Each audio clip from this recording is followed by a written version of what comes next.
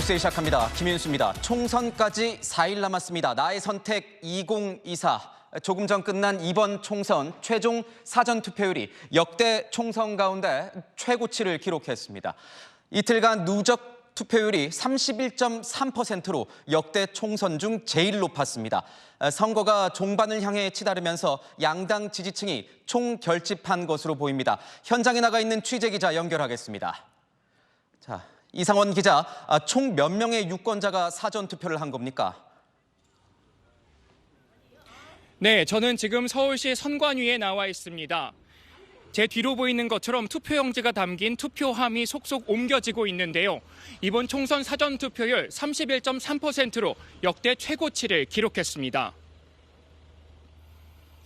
어제에 이어 오늘까지 이틀간 총 1,384만 명이 사전투표에 참여해 최종 투표율은 31.3%로 마감됐습니다. 유권자 10명 중 3명은 투표를 끝낸 셈입니다. 이번 사전투표는 어제 투표가 시작되자마자 첫 집계부터 지난 21대 총선보다 높게 나타났고요. 오늘 오후 4시 지난 총선 최종 사전투표율이었던 26.7%를 넘어섰습니다. 다만 지난 대선 최종 사전투표율 36.93%에는 미치지 못했습니다. 사전투표 이틀째이자 주말인 오늘도 투표 행렬이 이어졌습니다.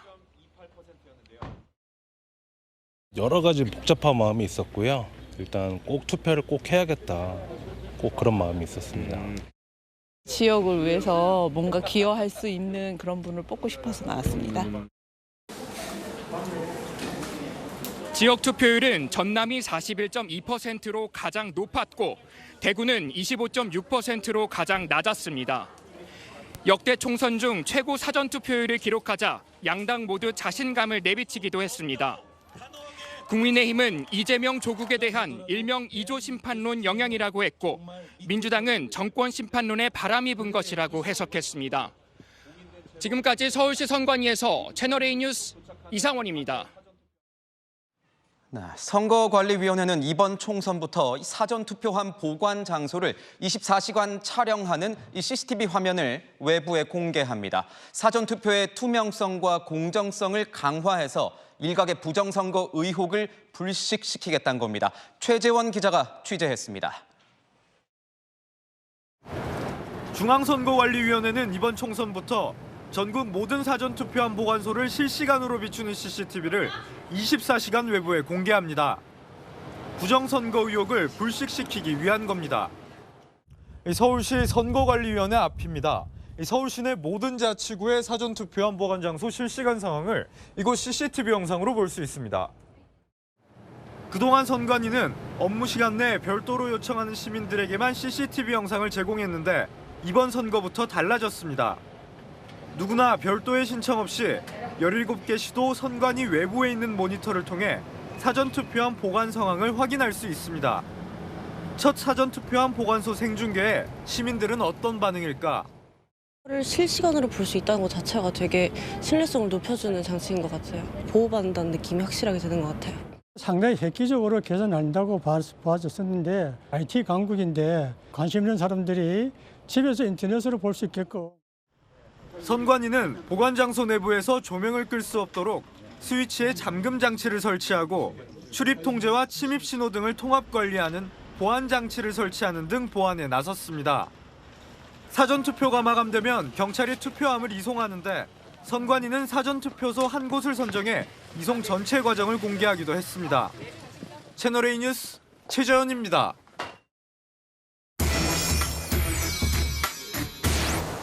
네, 아는 기자 정치부 이현재 기자 나왔습니다. 자, 이 기자, 총 이 사전투표율이 역대 총선 최고 수준입니다. 네. 어느 지역이 가장 높았습니까? 자, 저희가 조금 전 발표된 최종 사전투표율을 한번 빠르게 정리해봤습니다.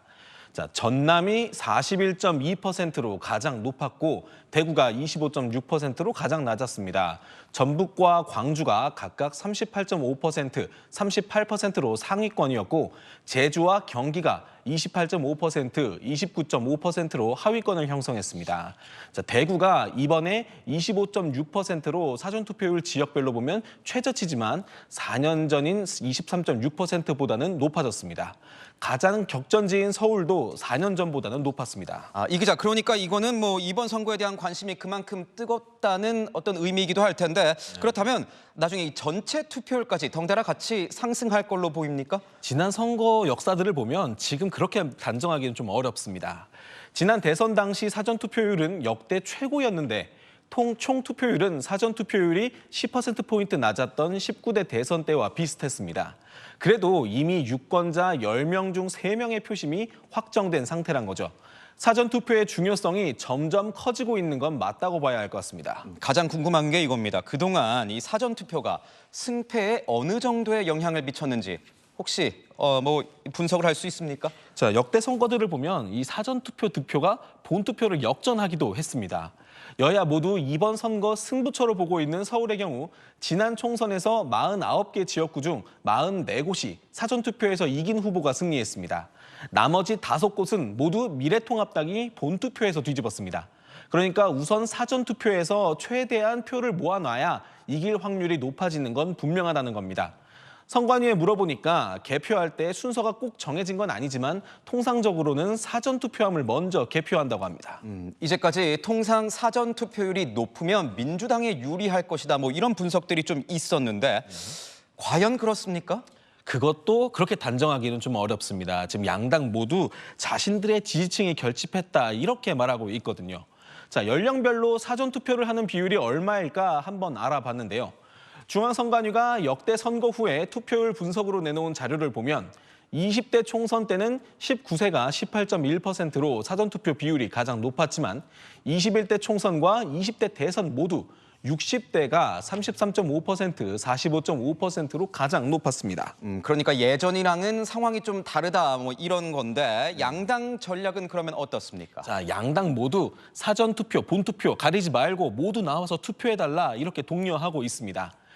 이제 사전투표와 본투표까지 합쳐서 그냥 투표 1일차, 2일차, 3일차 이렇게 생각하는 경향이 뚜렷해진 거다 이런 판단입니다.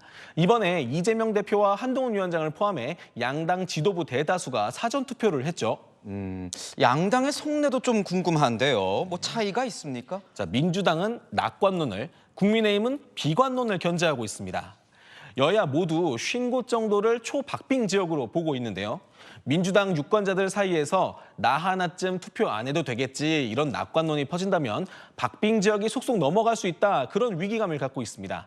반면에 국민의힘은 지지층 사이에서 투표해서 뭐하나 이런 비관론이 퍼질까 우려하고 있습니다. 한동훈 위원장이 선거에 나가기만 하면 승리할 수 있다 이렇게 연일 독려하는 이유기도 합니다. 그렇다면 이런 높은 사전 투표율과 관련해서 그 이유들도 다들 뭐 분석을 하고 있겠죠. 네, 각 당은 모두 2030 표심이 자신들을 향해 있다 이렇게 해석하고 있습니다. 한 민주당 핵심 관계자는 정권 심판론이 강하게 작용하면서 2030과 중도층 표심이 민주당을 지지할 것이라고 말했고요. 국민의힘 핵심 관계자는 20대 대선 당시 민주당을 떠난 2030 표심이 양문석, 김준혁 등 민주당 후보들 관련 여러 논란에 분노해서 더는 민주당을 향하지 않는다고 분석했습니다. 여론조사가 발표되지 않는 블랙아웃 기간이다 보니 양당 모두 일단 자기 유리하게 해석하면서 지지층 결집을 노리는 모양새입니다. 그렇군요. 이현재 기자와는 잠시 뒤에 다시 이야기 나누도록 하겠습니다. 네, 선거 전 마지막 주말 여야 대표들은 전국을 누볐습니다. 한동훈 국민의힘 비대위원장은 낙동강 벨트가 있는 경남과 부산 그리고 대구 지역을 돌면서 지지층 결집에 나섰습니다. 최수연 기자입니다. 닷새 만에 PK 지역을 찾은 한동훈 국민의힘 비상대책위원장. 가는 곳마다 민주당의 막말 논란을 부각했습니다. 최근에는 나경원 후보에게 누가 보더라도 명백한 여성 혐오적 발언을 했어요. 이분은 김준혁 후보와 너무 잘 맞는 영혼의 짝입니다. 더불어민주당의 아이덴티티가 본색이 여성 혐오 정당이라고 저는 규정합니다. 전국에 한동훈 보여주십시오. 위원장 조금 전 경남 양산에 도착했습니다. 사전투표 이틀째인 오늘 경남과 대구, 부산을 돌며 지지층 결집에 나섰습니다. 김태호와 지금까지 나왔던 어떤 여론조사 같은 거 그거 무시하십시오. 그거 무시하세요. 그거 의미 없습니다. 지금까지 그런 거 맞았던 적이 없어요. 총선에서는. 지금 중요한 건 뭐냐? 나가주셔야 합니다. 대파 논란은 사과를 하면서도 민주당의 공세에는 반박했습니다. 여러분께 죄송하다는 말씀 드립니다. 저희가 더 최선을 다해서 물가를 잡겠습니다. 그런데 더불어민주당은 뭐 했습니까? 이런 식으로 대파 흔들면서 희화화하고 정치적으로 이용하는 것 말고 한 게 있습니까? 우리의 아이들을 유세 현장에 한 시민이 난입하며 한때 소동이 벌어지기도 했습니다. 막지 마세요. 예, 막지 마세요. 예, 경찰관님 그냥 놔두세요. 괜찮으세요. 괜찮아요. 다른 사람들은 안 다치면 괜찮아요. 어디까지 말씀드렸죠? 까먹었네. 한 현장은 오늘 마지막 대구 일정을 마친 뒤 내일은 충청으로 갑니다. TVN 뉴스 최수연입니다. 이재명 민주당 대표는 오늘 수도권을 훑었습니다. 주요 격전지를 돌면서 정권 심판론을 자극했습니다. 정현우 기자입니다. 이재명 민주당 대표는 첫 일정을 서울 중성동 을에서 시작했습니다. 현역 박성준 의원과 국민의힘 이혜훈 후보가 치열한 경쟁을 벌이는 곳에서 이 대표는 대파로 포문을 열었습니다. 칼틀막, 입틀막도 부족해서 이제는 팥틀막까지 합니다. 대파 가지고 투표소 가면 왜 안 됩니까? 대파로 무슨 패를 한다는 것입니까? 이재명 대표는 조금 전 서울 중성동구를 유세를 마치고 30km를 달려서 이곳 용인병 지역구에 도착했는데요. 총선 전 마지막 주말을 맞아 수도권 초박빙지를 돌며 막판 표심 잡기에 집중하고 있습니다. 이 대표는 정부 여당을 사랑하는 자식에 빗대 회초리를 들자고 외쳤습니다.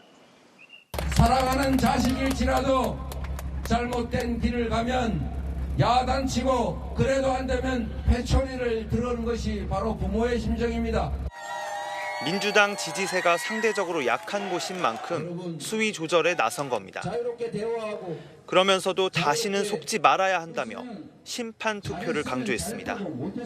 이번에는 울고 혈서 쓰고 엎드려 절하고 악어의 눈물을 흘려도 결코 그 가짜 눈물에 그 가짜 사고에 속지 마십시오.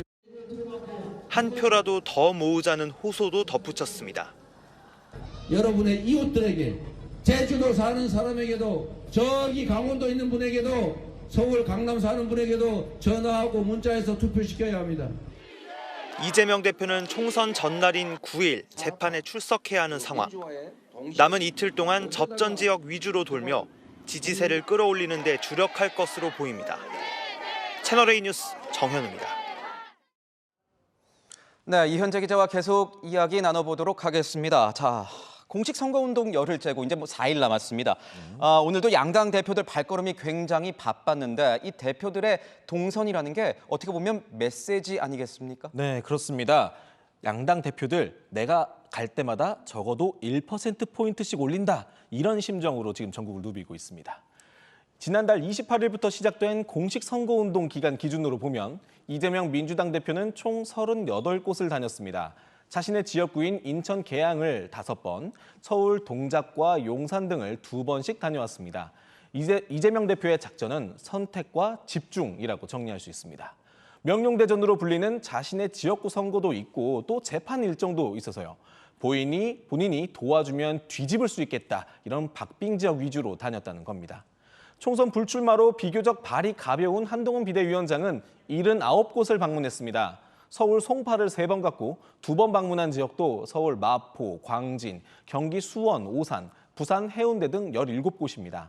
주로 서울 한강벨트 쪽에 집중한 모습도 보이지만 전국 지지율을 끌어올리려 곳곳을 누린 흔적이 보입니다. 이 기자, 그런데 이렇게 대표들이 많이 다니면 어떤 효과 같은 게 정말 있습니까? 자, 아까 말씀하셨듯이 선거 기간 동안에 양당 대표들의 동선 그 자체가 메시지입니다. 우리 당이 이 지역을 이렇게 중요하게 여기고 있어요 하는 그런 인상을 줄 수 있다는 겁니다. 자, 이재명 대표 측에서도 이 대표가 왔다 가면 지지층이 결집하는 게 느껴진다고 말하더라고요.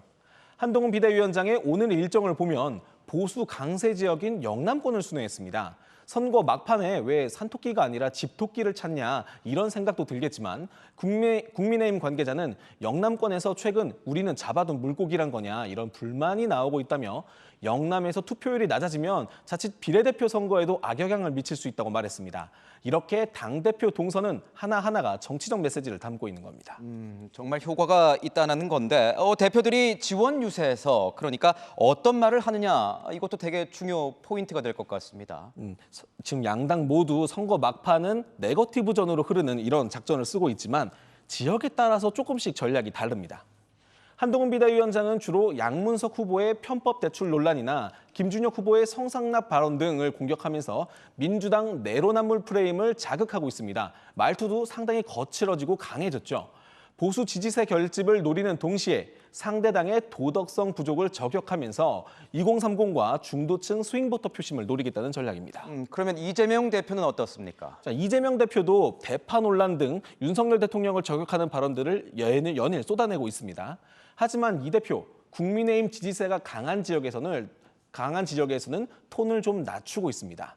어제 충북 옥천군을 찾은 이 대표는 윤 대통령을 버릇없는 손자에 비유하며 손자 버릇을 안 고치면 인생이 험해진다며 2년 잘못했으면 앞으로 3년 잘하라고 회초리를 들어야 한다고 말했습니다. 그러니까 윤석열 정부 더 잘하라는 차원에서 민주당을 찍어달라는 거죠.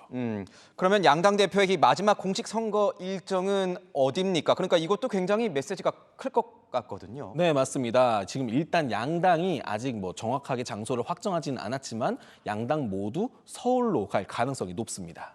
자, 민주당은 신구 정치 1번지인 서울 용산과 종로를 검토하고 있고요.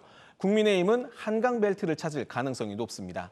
이재명 대표는 선거 전날 재판을 참석해야 해서 재판 참석 여부가 변수가 될 걸로 보입니다. 네, 지금까지 아는 기자였습니다. 선거가 막판으로 치달으면서 여야는 너나 할 것 없이 네거티브 공방전에 열을 올리고 있습니다. 상대의 약점이나 비리를 폭로해서 지지율을 떨어뜨리겠다는 전략으로 보입니다. 이준성 기자의 보도입니다. 총선 전 마지막 주말, 여야는 상대 후보를 겨냥한 공세를 쏟아냈습니다.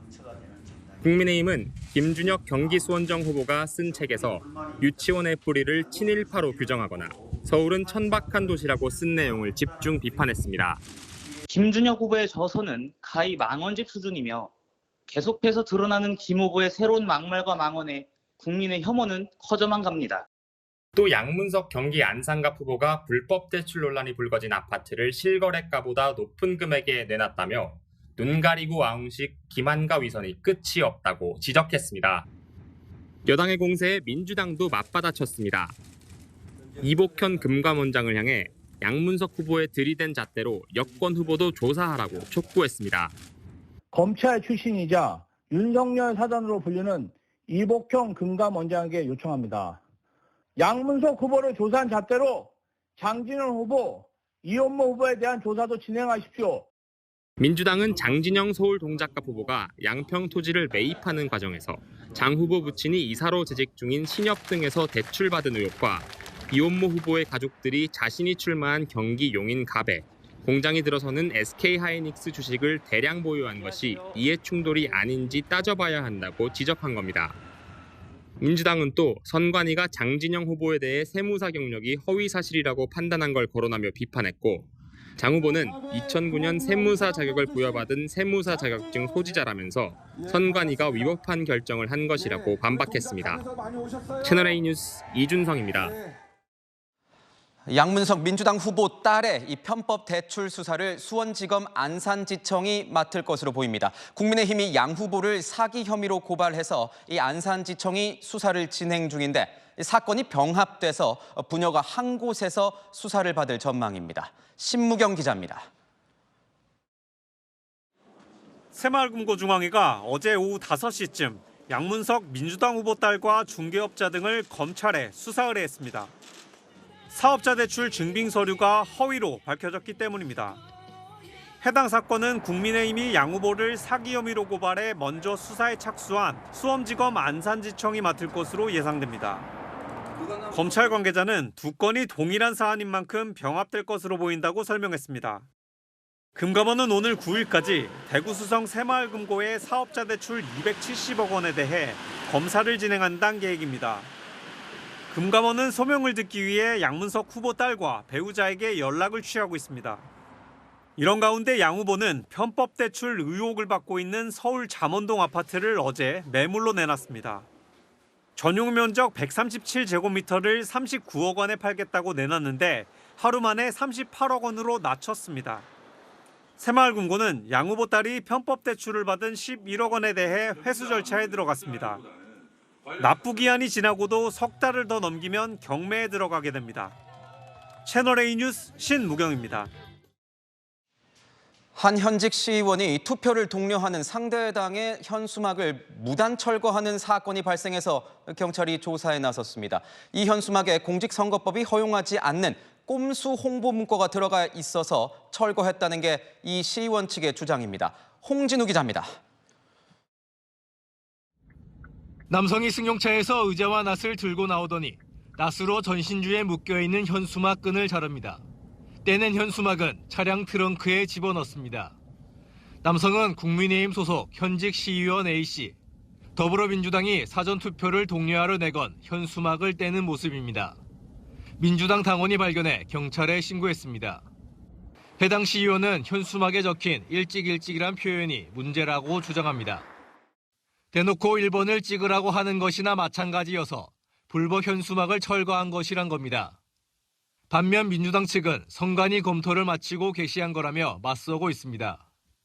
경찰은 재물손괴 혐의로 A씨를 입건 전 조사 중입니다. 그 회수한 게 그 선거법 위반은 아닌 것 같아요. 이제 뭐 재물손괴 지금 아직 입건한 상태는 아니고.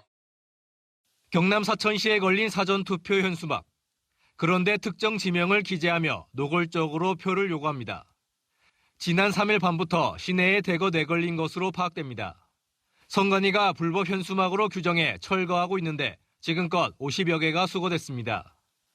경찰은 현수막을 내건 용의자를 특정하고 수사를 진행 중입니다. 플래카드 그런 용의자는 특정을 했고요. 이제 공직선거법 위반이지. 누구나 현수막을 통해 투표 참여를 권유할 수 있습니다.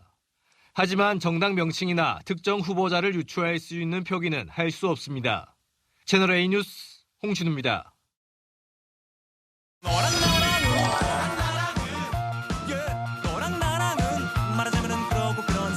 네, 열왕열왕 시작하겠습니다. 정치부 전민영 기자 나왔습니다. 첫 번째 주제 보겠습니다.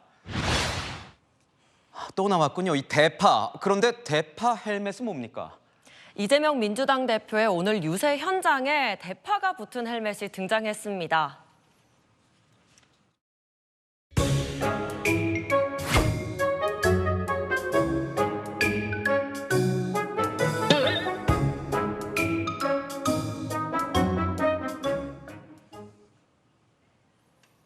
투표소에 대파 반입이 금지된다고 하자 선관위와 여권을 싸잡아 비판하는 겁니다.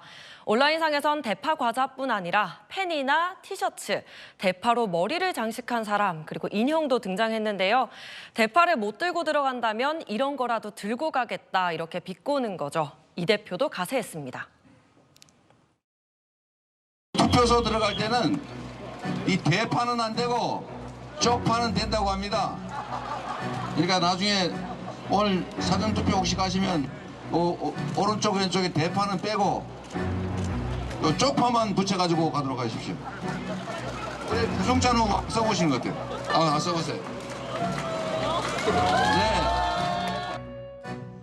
네. 그래서 이재명 대표 말대로 대파는 되고 쪽파나 다른 굿즈들은 뭐 들고 가도 되는 겁니까? 아니요, 선관위에 문의를 했더니 안 된다고 합니다. 선거관리위원회는 정치적 표현물로서의 대파 반입을 금지한 만큼 비슷한 의도라면 쪽파도 대파 굿즈도 당연히 안 됩니다. 정치적 표현물을 가지고 투표소에 들어가는 건 다른 선거인에게 심적 영향을 줄 수 있고 또 비밀 투표의 원칙이 침해될 수 있다, 이런 설명인데요.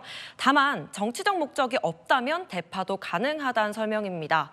선관위 관계자는 실제 장을 보고 온 유권자가 소지한 대파나 정치적 의도 없이 소지한 비슷한 물품을 제한하는 건 아니라고 설명했습니다. 정치적 의도라. 그러니까 분명하게 구분되지는 않는 것 같은데 국민의힘이 오늘 일제 샴푸로 맞불을 놨다면서요. 대파 논란을 반격하면서 국민의힘에서 들고 나온 겁니다. 그런 식이라면 일제 샴푸, 위조된 표창장, 법인 카드 이런 거 들고 투표장 가도 되겠습니까? 이런 식이라면 일제 샴푸 들고 가고 위조된 표창장 들고 가고 법인 카드 들고 가고 여배우 사진 들고 가고 이래도 되겠습니까? 그렇게 투표장 가도 되겠습니까? 일제 샴푸, 위조된 표창장 등을 가지고 가도 되냐, 선관위에 공식적으로 질의까지 했습니다. 일제 샴푸는 이재명 대표의 배우자 김혜경 씨가 법인카드로 샀다는 의혹이 제기된 물품이고요. 위조된 표창장은 조국 혁신당 대표를 겨냥한 걸로 보입니다. 선관위가 조금 전에 공식 자료도 냈는데요. 특정 물품의 투표소 반입 자체가 제한되는 건 아니다. 정치적 의사표현의 도구로 사용하는 게 안 되는 거다라고 입장을 되풀이했습니다. 그렇군요. 두 번째 주제 보겠습니다. 이재명 민주당 대표가 보이는데 뭐가 사라졌다는 겁니까? 바로 몰빵입니다. 이재명 대표 그동안 지역구는 민주당에, 비례대표는 위성정당인 더불어민주연합에 투표해달라면서 일명 몰빵론을 호소했었죠. 몰빵이 제일 맛있습니다. 한 석이라도 더 확보해서 민주당이 반드시 독자적으로 151석 이상을 할 수 있도록 도와주십시오. 하지만 최근 유세 현장에서 몰빵이란 단어 자체가 줄어들고 몰빵론 자체를 경계하고 있는 모습인데요. 제안이 들어왔습니다. 박영미한테 몰빵! 지역구와 비례에 따라 하면 안 될 것 같아요. 그거는 빼고. 몰빵론이 사라졌다. 왜 그런 겁니까? 이재명 대표실 그리고 민주당 측에 문의를 해보니까 선거법 위반 논란 때문이었습니다. 더불어민주연합이 민주당의 비례대표 위성정당이지만 엄연히 다른 정당이잖아요. 그런 만큼 공개 장소에서 다른 정당 지지를 호소하는 건 선거법 위반이 될 수 있다는 겁니다. 일각에서는 정치적 이유도 있다고 하던데요. 이 대표의 몰빵론 자체가 조국혁신당의 돌풍을 견제하면서 나왔던 거잖아요. 하지만 조국혁신당이 호응을 얻으면서 결과적으로 민주당 지지층 결집에 긍정적인 영향을 준다고 본 것 같습니다. 애써 거리를 둘 필요 없다는 판단을 한 게 아니냐는 건데요. 어제 조국혁신당에선 이런 주장도 나왔습니다. 조국 대표가 다녀가면 승리에 큰 도움이 된다라는 부모이 되기 판단을 때문에 하시니까 그분들이 직접 표현도 하세요. 조국 대표 이제 다녀가시면 현재 접전인데 뒤집어집니다. 민주당과 조국혁신당 총선 전략에 따라 가까워졌다 멀어졌다를 반복하고 있는 것 같네요. 네, 지금까지 여랑야랑이었습니다. 의대 증원을 놓고 윤석열 대통령과 박단, 정공희 대표가 만났지만 의정 갈등은 여전히 제자리입니다. 추가 대화 움직임도 좀처럼 속도를 못 내고 있습니다. 홍란 기자입니다. 저희가 다양한 접촉 노력과 또 만남을 이어가고 있다는 말씀을 드립니다. 윤석열 대통령과 박단 대한전공의 협의회 비대위원장의 만남 이후에도 정부는 여러 의사단체들과 대화하겠다는 의지를 밝혀왔습니다.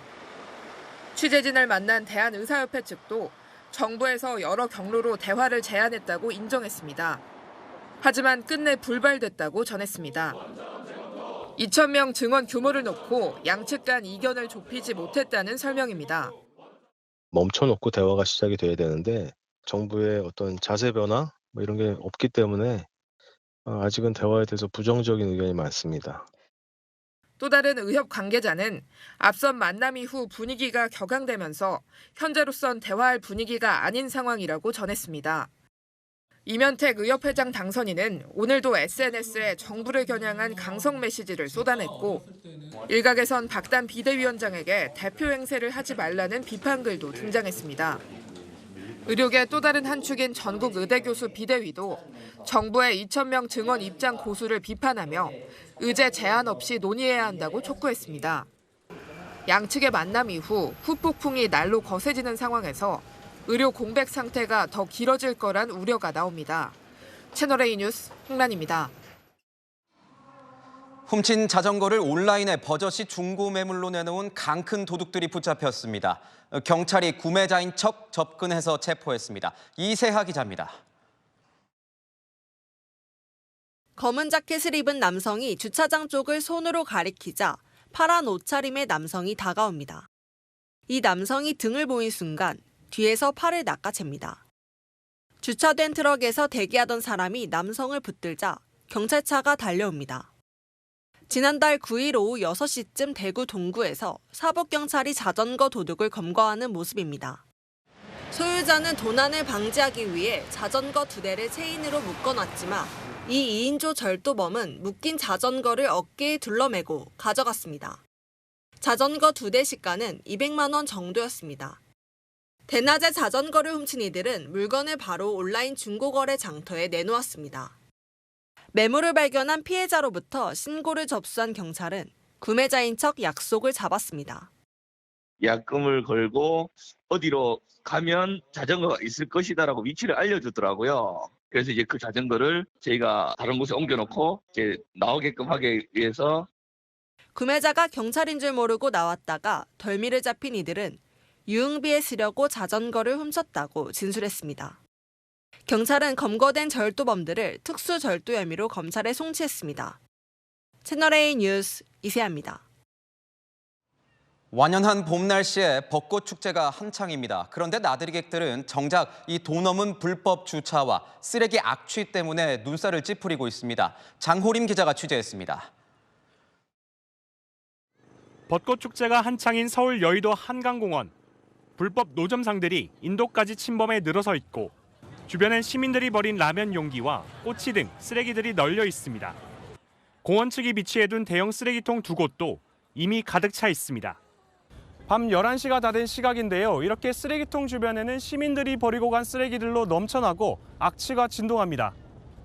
사실 좀 재밌게 놀러 왔는데 좀 쓰레기들도 많고 냄새도 많이 나서 좋은 생각은 안 들었던 것 같습니다.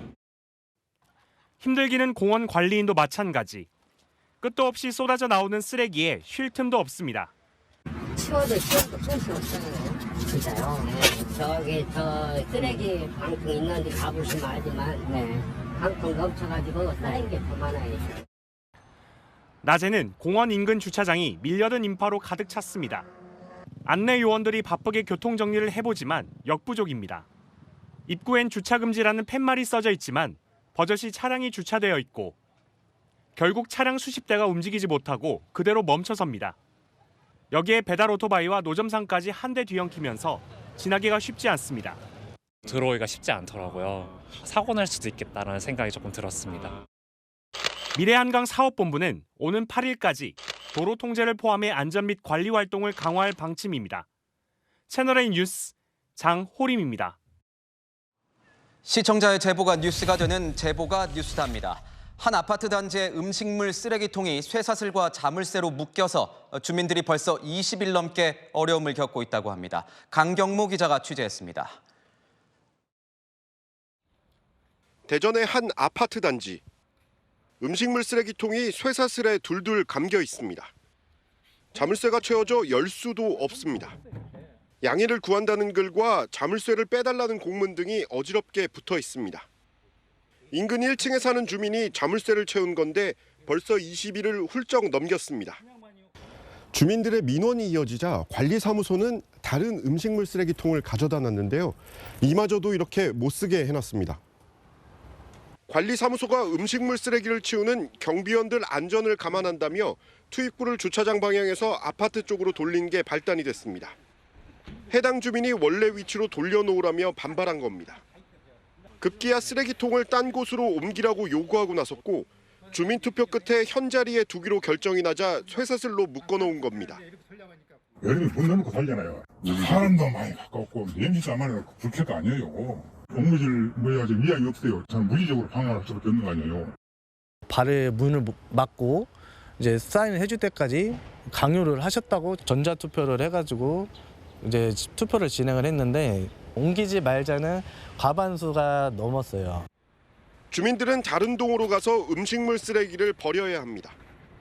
다른 주민한테도 피해가 되는 거니까 저희 동에서 저희가 버리는 게 맞다고 생각합니다. 관리사무소는 내일까지 자진 철거를 안 하면 강제로 철거하겠다는 내용 증명을 보냈고 해당 주민은 강제 철거하면 경찰에 고소하겠다고 맞서고 있습니다. 경찰은 사유지인 만큼 관여하는 게 어렵다며 고소고발이 있을 경우 시시비비를 가려보겠다는 입장입니다. 채널A 뉴스 강경모입니다. 고금리 적금 상품을 판매했다가 오히려 가입자들에게 해지해달라면서 읍소하는 일이 벌어지고 있습니다. 어떻게 된 일인지 김민환 기자가 취재했습니다. 경북 지역 한 농협 홈페이지에 공지글을 올렸습니다. 2022년 11월 판매한 적금 상품 고객들에게 중도 해지를 요청하는 내용입니다. 2년 이상 가입하면 최대 연 8.2% 이자를 준다며 적금 상품을 판 게 발단이 됐습니다. 비대면 계좌 개설을 차단하지 못하면서 목표인 100억 원의 90배인 9천억 원이 입금된 겁니다. 몇 차례 해지를 호소했지만 지금도 2,330억 원이 남았고 이자 부담만 340억 원이 넘습니다. 소규모 농협으로선 감당할 수 없는 규모입니다. 올해부터 적금 만기가 돌아오게 되자 급기야 읍소에 나선 겁니다. 이번 예상부터는 적자 시간이 될 거라고 예상을 하고 있어요. 고객님들도 고객님 나름대로 이제 플랜이 다 있으시니까 많이 부담스럽죠. 최대 연 7.7%의 적금 상품을 내놨던 강릉시 한 농협도 최근 고객들에게 중도 해지를 부탁한다는 안내문을 보냈습니다. 많은 결손금이 발생하는 심각한 상황이 우려된다는 이유에서입니다. 고객들 사이에선 직원들을 생각해 적금을 해지했다는 반응과 함께 금리 하락기에 해지하라는 건 이해가 안 된다는 반발도 나옵니다. 지난 2022년 고금리 여파에 금융기관들은 높은 이자를 내걸고 고객들 유치에 열을 올렸습니다. 일단 모으고 보자는 식의 무리한 영업이 부메랑이 됐다는 지적입니다. 채널A 뉴스 김민환입니다. 미국 뉴욕 일대에서 22년 만에 가장 강한 지진이 발생했습니다. 그런데 뉴욕시의 늑장 대응이 논란이 되고 있습니다. 뉴욕에서 최주현 특파원이 전합니다. 자유의 여신상을 비추는 CCTV가 강하게 흔들립니다. 유엔 안전보장이사회 회의도 잠시 중단됩니다. Madam President, am I okay to continue? Senator? Yeah. 집 벽에 걸린 액자들이 떨어지고 카페 손님들은 놀라 일어납니다.